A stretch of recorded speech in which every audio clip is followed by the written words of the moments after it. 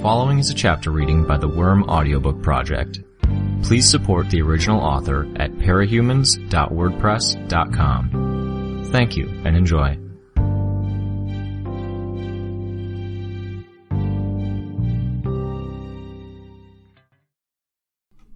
"Park there," Stan said, pointing to a space off the side of the road.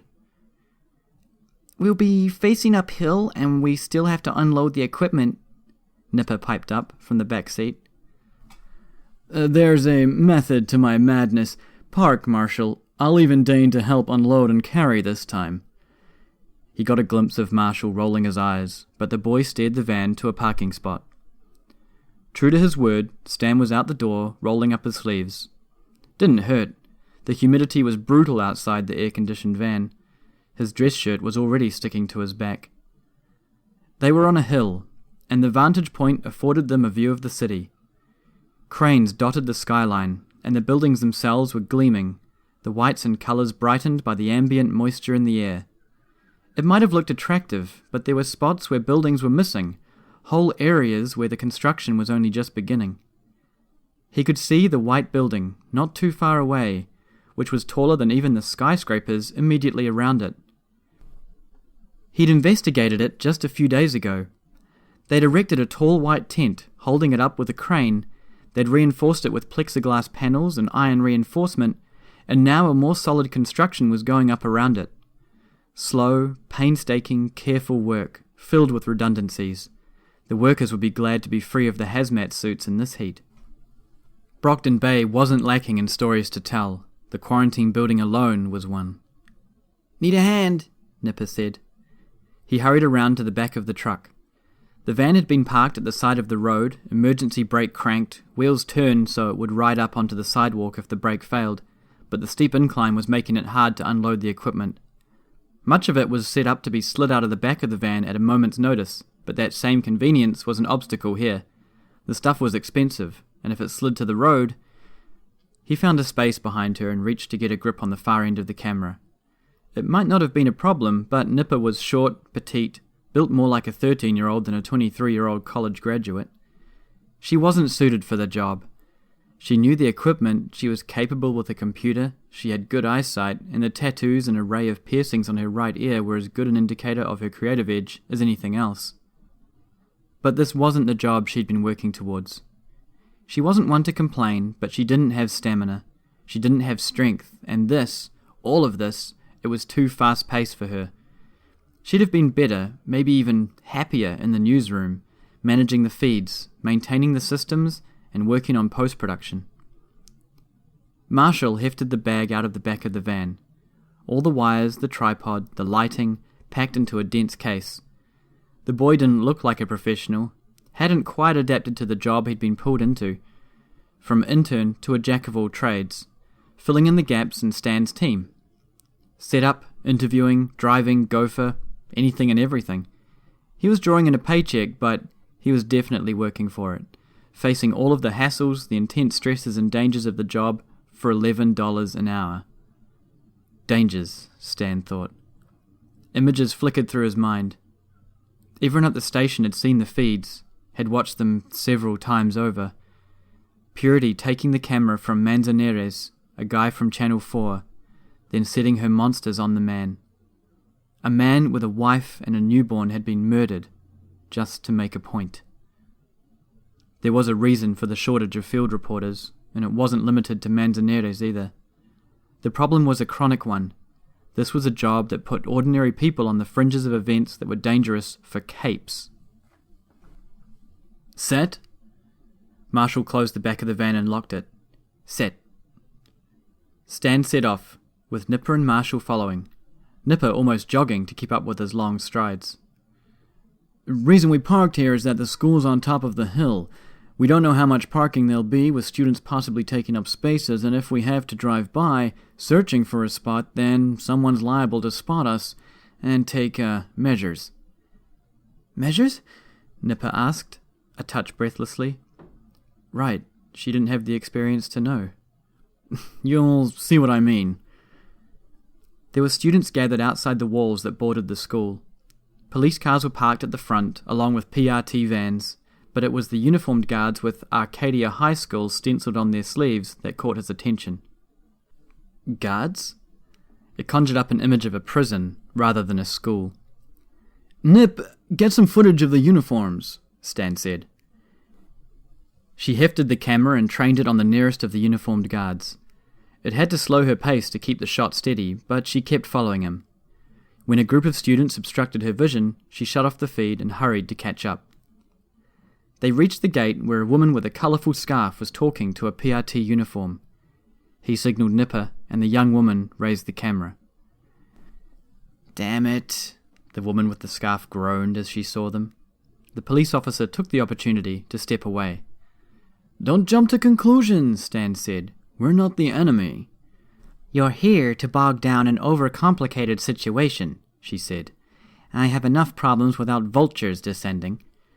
"We're here for the story, that's all. You're in charge here?" "I'm in charge of the school. Principal Howell." He made a mental note. Howell, Howell, Howell. She wasn't the prettiest woman, with old acne scars riddled across her cheeks, a short stature, and a nose that didn't quite fit her face. "Stan Vickery, Channel 12 News." He flashed her his best smile and extended a hand. She didn't take it. "You're not allowed on school property." "I would be if you gave me permission," he said, dropping his hand. The job was politics as much as it was investigation, creativity, and presentation. What did she want? Peace and quiet.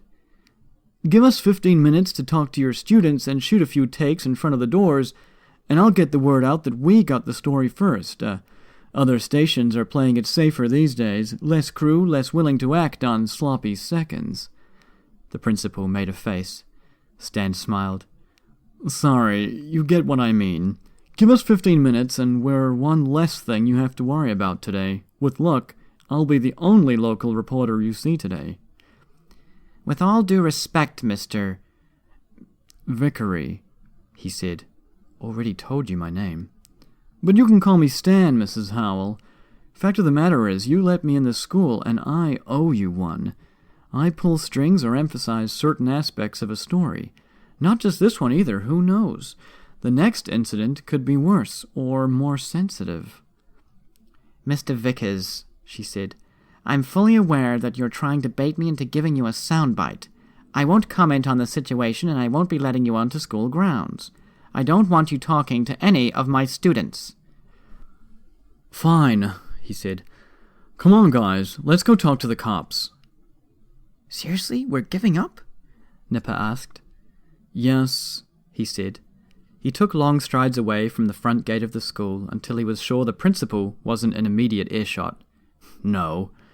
She's liable to get on our case if we don't pretend to play along. Howell has no authority outside of the school walls, so we interview students there. Marshall, head back in the direction of the van, talk to students, see if they want to be on TV. Look for the talkative ones and the emotional ones and point them my way." "What about the cops?" Marshall asked. "They'll be around later, and cops have better memories than civilians. It's the students who are at the scene. Go! We don't know how long we have before other crews show." It was a shame the principal hadn't let him into the school, Stan mused. Silly of her, too. That favour he offered her was gold, all things considered. Something she could use to bail a superior out of an awkward position and advance her own. "Your guanxi could be better, Mrs. Howell," he thought. He loved the idea behind the Chinese concept of guanxi.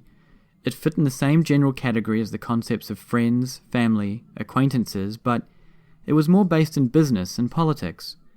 Guanxi was about being able to call up a person one hadn't seen in years and ask for a favour.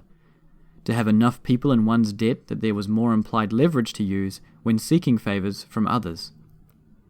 He'd been introduced to the idea a few years ago, and he attributed much of his recent career advancement to it. It was something to be aware of at all times, and it changed his perspective on things. He approached a group of teenage girls who were gathered in a group, observing the police and PRT officers.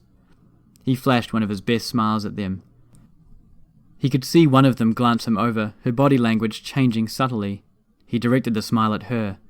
"I bet you're dying to talk about what happened here. Exciting stuff." "Sure," the girl replied. "Supervillain doesn't attack the school every day.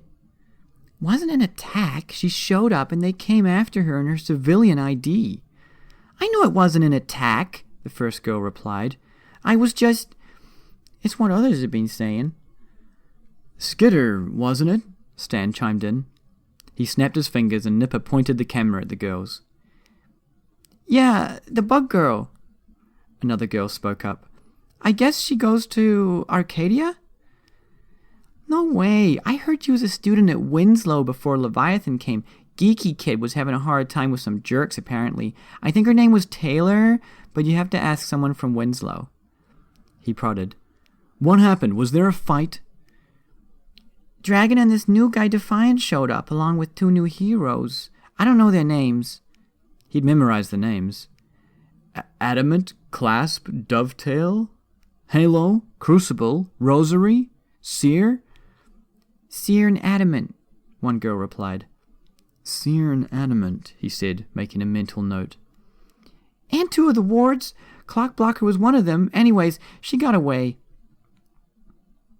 She didn't do anything to provoke them?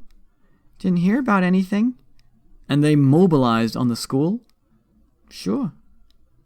He started to ask for more details, then stopped. Marshall was approaching, with a kid in tow. Cell phone video, Marshall said. Long conversation between Defiant, Dragon, and Skitter in the cafeteria.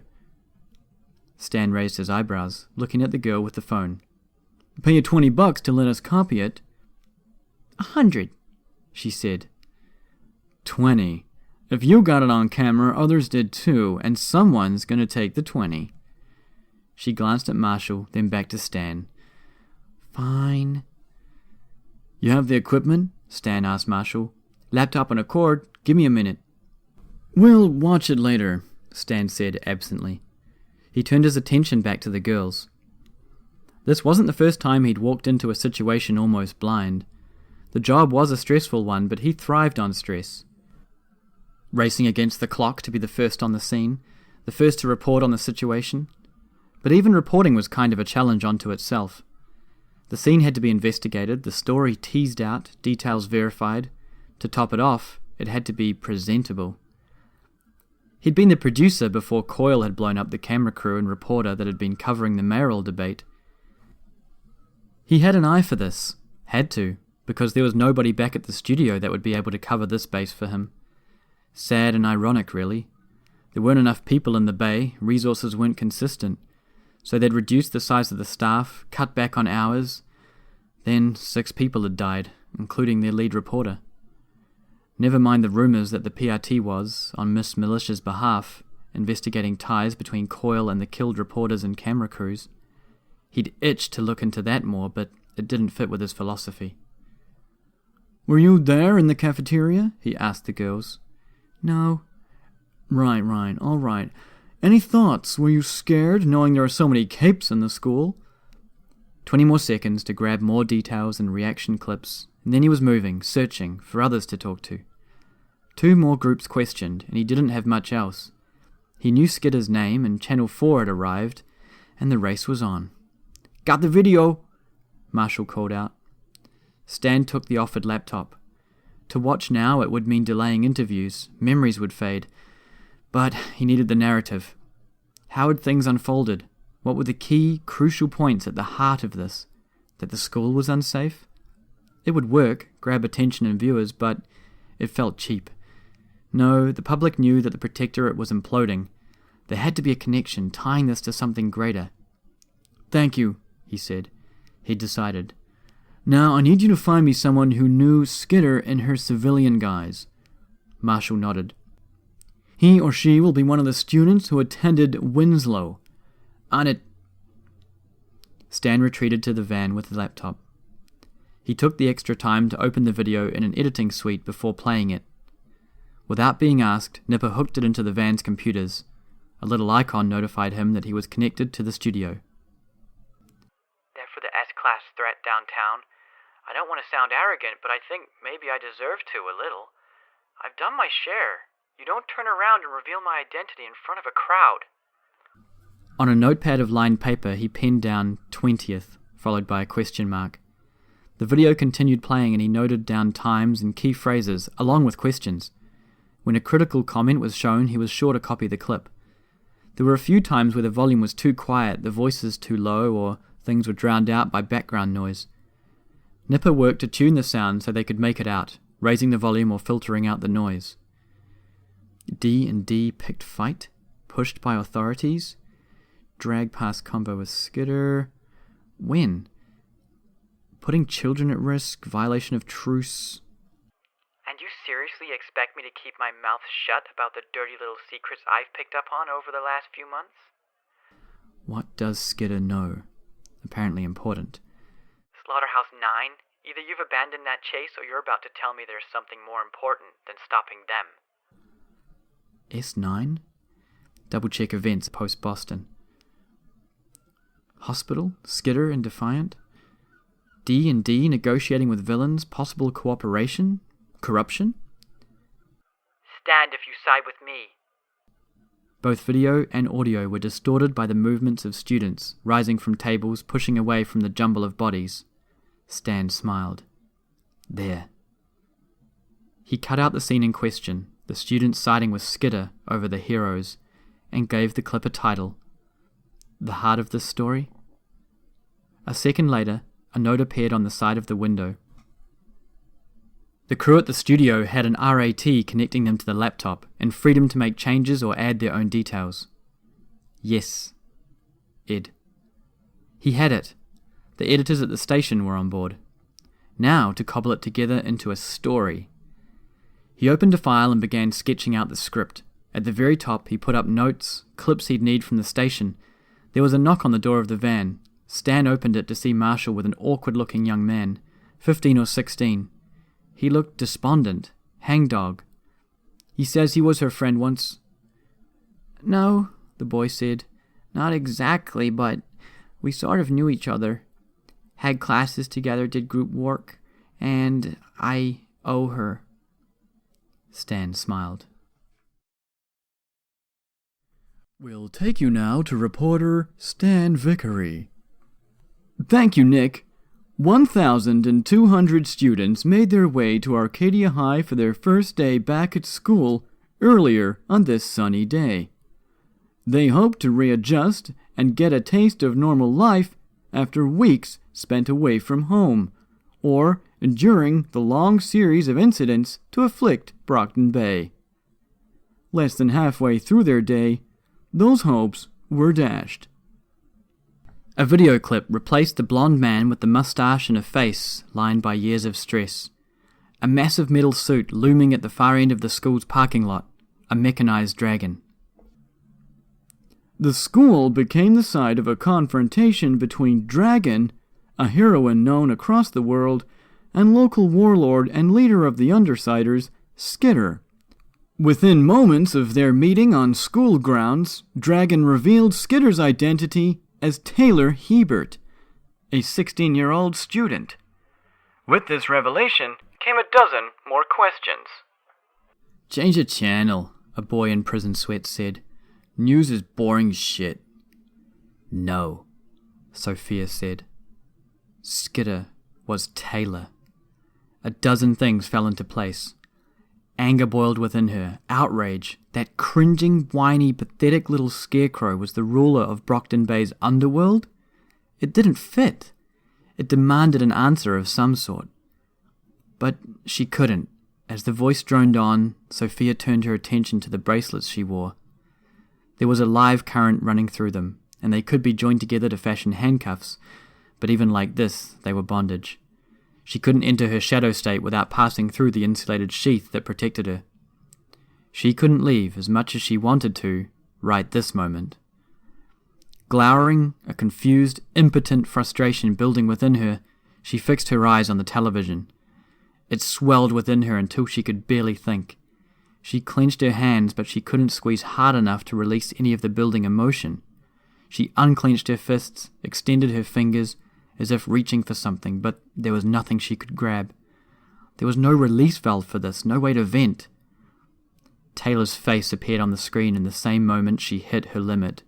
She rose from her seat, aware of the guards advancing on her, and kicked the television screen, shattering it, amid the protests and swearing of her fellow inmates. A second later, they were tackling her. 2 guards at once, forcing her to the ground. She screamed something so incoherent that even she would have been hard-pressed to interpret it.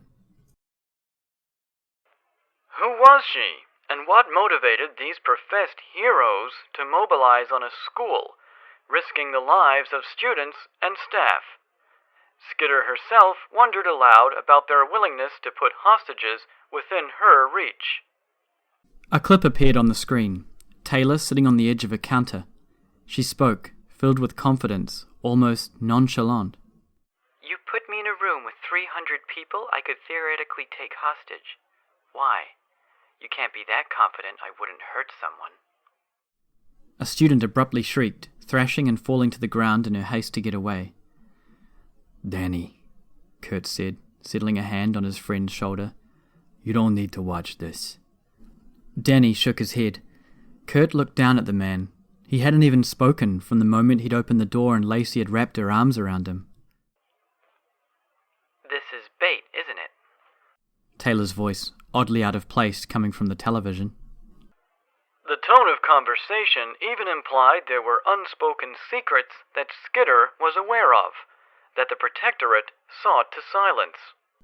Stan Vickery spoke, reappearing, Arcadia High behind him as a backdrop. Raising questions about what those secrets might be. You seriously expect me to keep my mouth shut about all the dirty little secrets I've picked up on over the last few months? Taylor's voice, again. Danny put his face into his hands, pushing his glasses up to his forehead in the process. Kurt rubbed his back while Lacey looked on, sympathetic. What did Skidder know, and does it relate to the event on the 20th of June? Why were Defiant and Dragon willing to abandon their pursuit of the Slaughterhouse 9? Danny started to speak, but his voice cracked. He paused, then spoke again. Is this on me? No, Lacey said. No, honey. Those aren't questions I'd hoped to pose any answers to today. The real question is bigger than that, and smaller at the same time. What forces drive a child from this?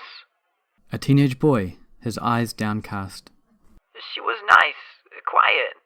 I know people won't believe me when I say it, but she was a genuinely good person.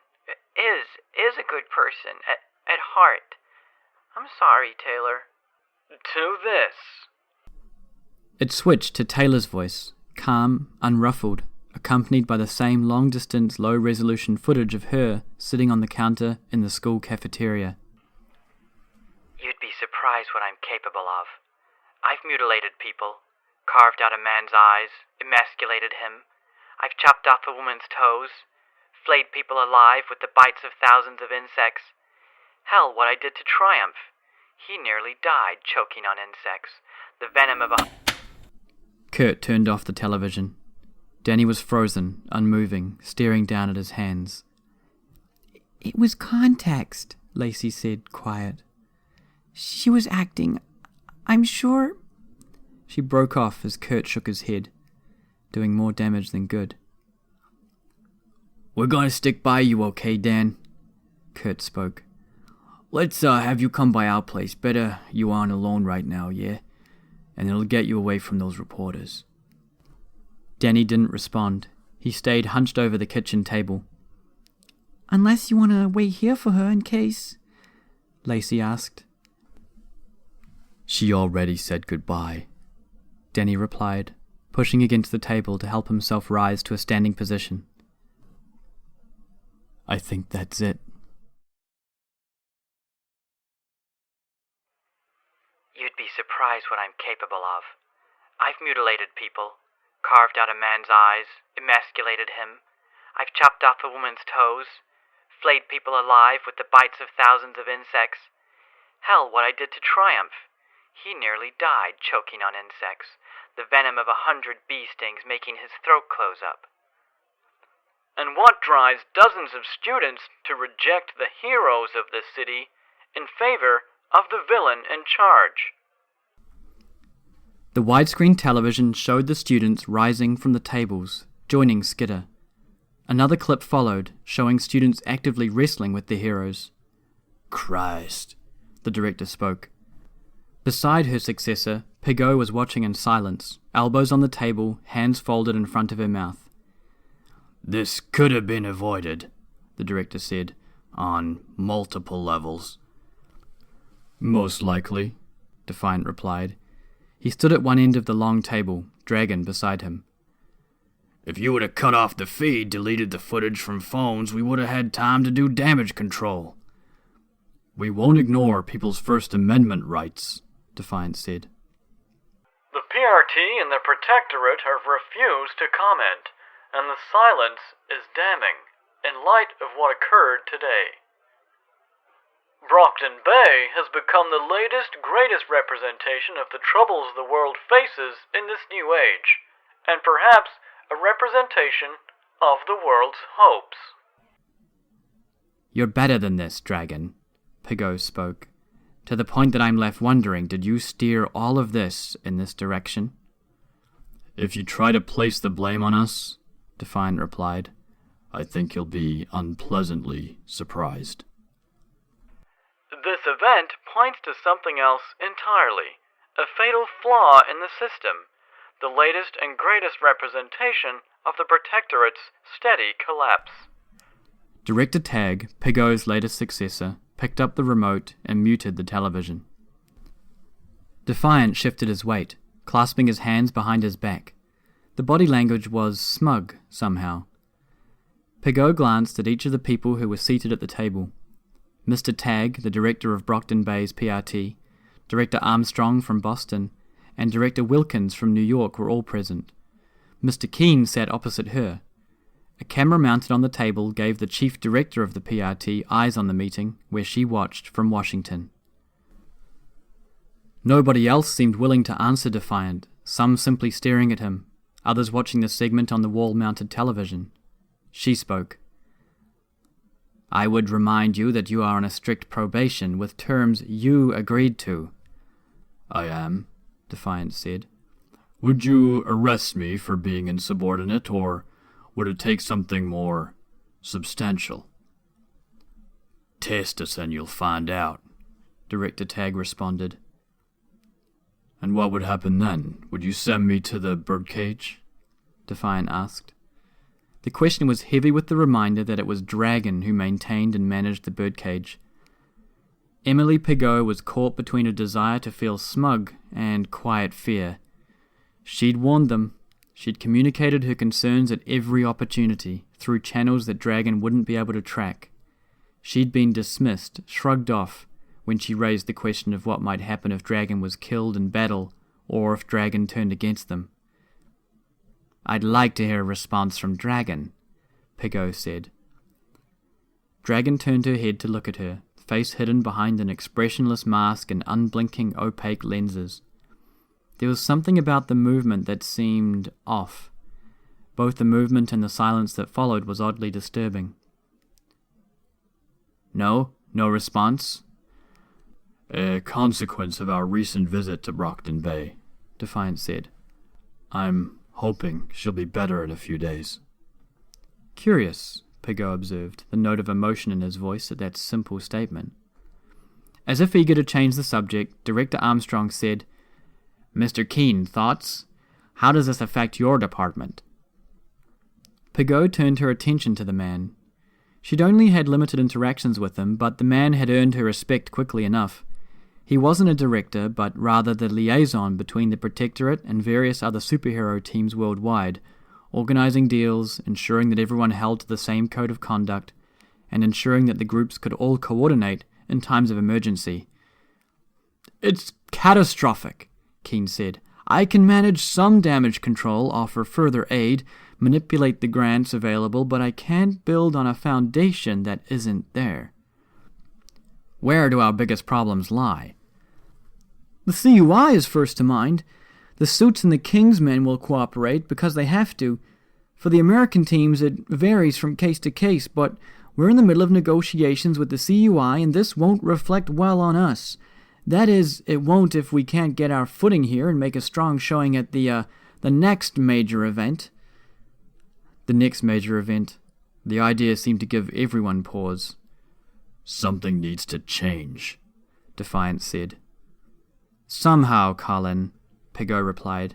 I think our ideas on what needs to change are very different. Very likely, he said, his voice hard. But this was a last straw for us, in many ways.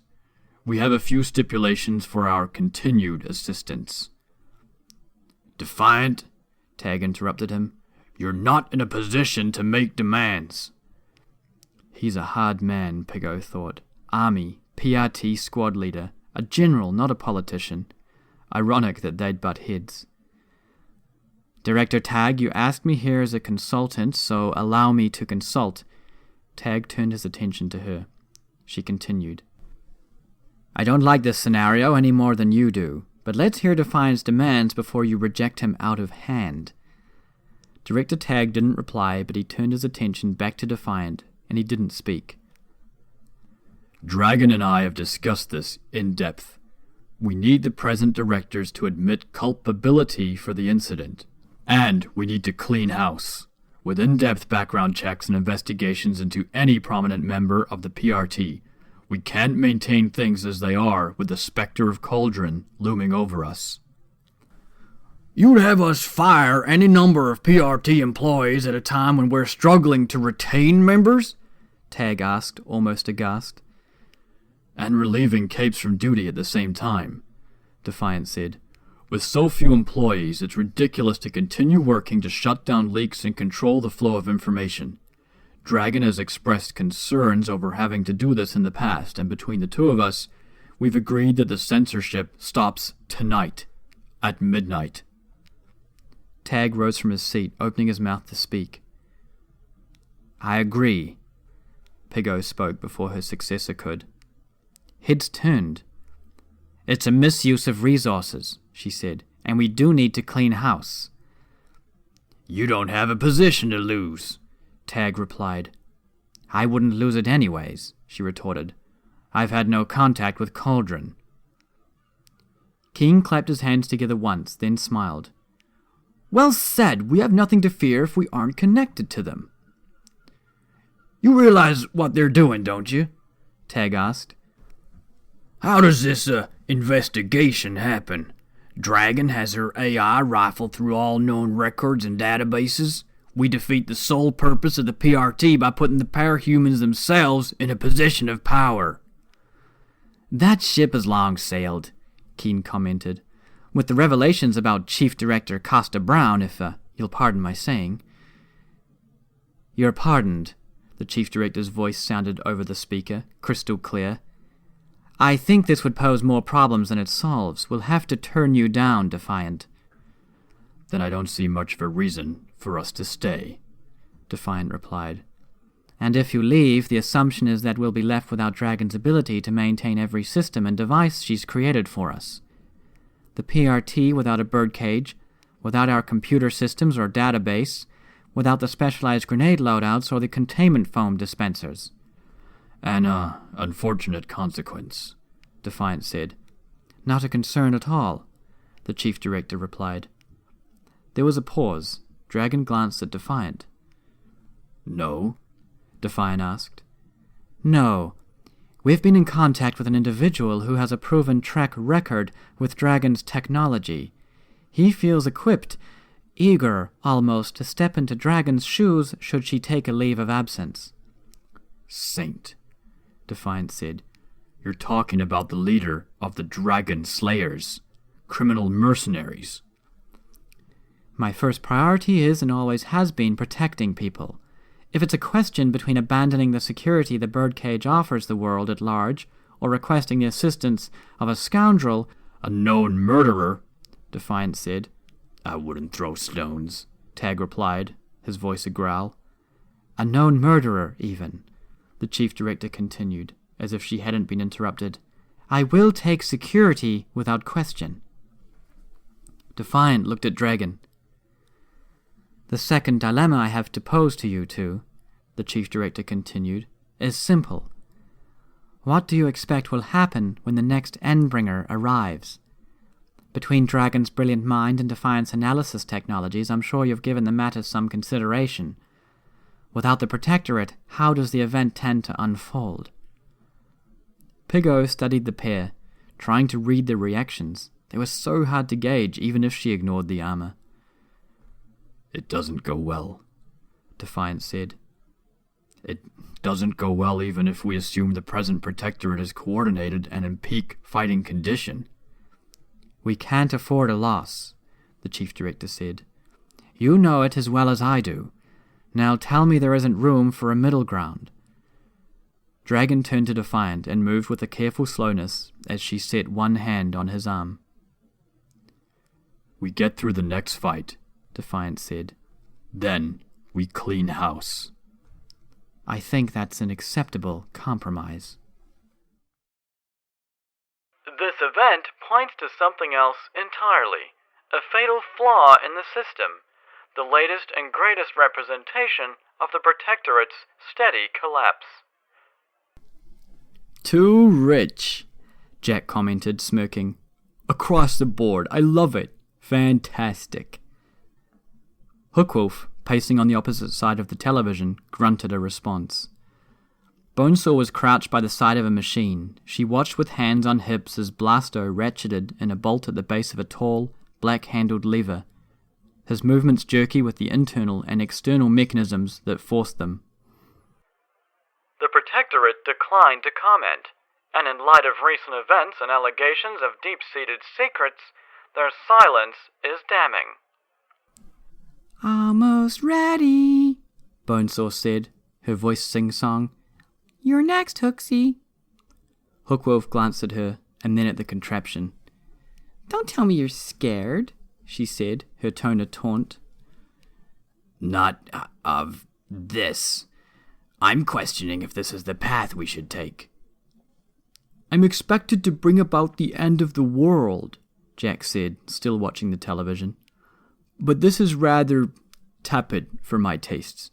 I'd like to hurry it along, inject some more drama into the affair. This event at Arcadia High School is sure to draw attention from across America. We, the public, want answers. The death of Vicaire marked the end of the Golden Age, the end of an era where becoming a superhero was the expectation for anyone and everyone with powers. And even those who decided to work in business or public affairs with their abilities were termed rogues. Bonesaw took a hold of Hookwolf's hand and led him to his seat. She stepped back, glancing over the contraption. The only light was cast by a small desk lamp and the glow of a computer monitor, an island of light in the middle of an expansive, wide-reaching darkness. Desk, engine, and tinker-designed seats surrounded by an absolute oppressive darkness. It doesn't sit well, Hookwolf said. I can't articulate why. My thoughts are still cloudy. Bonesaw hit a button, and the lights began to flicker. The engine beside her started to hum with a progressively higher pitch. With the flickering of the lights came glimpses of things beyond, light on glass and wires. I'd rather a Ragnarok than... Bonesaw hauled on a white-handled lever, and Hookwolf's voice cut off. The flickering of the lights ceased, and the room returned to darkness. Jack sighed.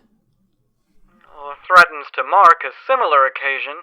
Bonesaw stepped over the body of a dead tinker in a lab coat, stopping in front of Jack. Strip! Jack shucked off his shirt and then pulled off his pants and boxer briefs. The blades that hung heavy on his belt made an ugly metal sound as they dropped to the tiled floor. And cover yourself up, Bonesaw said, averting her eyes. Shameful. You're in the company of a child and a girl, no less. Terribly sorry, Jack said, his voice thick with irony, as he cupped his nether regions in both hands. He stepped back and took a seat, leaning back against the diagonal surface behind the short bench. Cold. The reality is clear. The repercussions of what happened today will change the relationship between hero, villain, and civilian. It remains up to them to decide whether it will be a change for the better or a change for the worse.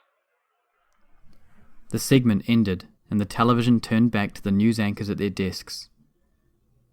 Pretentious, isn't he? Jack asked. Likes to hear himself talk, Bonesaw replied. Which do you think it'll be? Change for the better or change for the worse? Jack smiled. It's a given, she asked. She pressed the button and the light started to flicker again. I think so, Jack commented. But I almost hope things do turn out well. The lights were flickering more violently now, to the point that periods of light matched the periods of darkness. Between the spots in his vision, Jack could see more and more of their surroundings. Row upon row of glass case lined the underground chamber, each large enough to house a full-grown man, though there were only fetal shapes within at present. Each was labelled. One row had cases marked Crawler. Crawler, crawler, crawler. 10 iterations in total. The next row had 10 cases labelled with the word Siberian. The one after with 10 repetitions of Chuckles. One column of cases dedicated to each member of the 9, past and present, with the exception of Jack, and one other. Makes for a greater fall? Bonesaw asked. Exactly, Jack replied. He glanced at one isolated case, felt his pulse quicken a notch. It was the only one that was standalone. Grey Boy. I guess we find out soon, he said, raising his voice to be heard over the whine of the engine. Bonesaw only laughed. She hauled on the switch with both hands, and the room was plunged into silence and darkness. Hi, this is Jay. You just finished listening to a chapter from Arc 20, Chrysalis, from the web serial Worm by J.C. McCrae. This production is brought to you by the Worm Audiobook project. If you would like to know more about us or to volunteer your own services, please check us out at audioworm.rein-online.org. You can download or listen to every chapter directly from our site, or you can find us on iTunes or any podcast app under Worm Audiobook. Thanks for listening.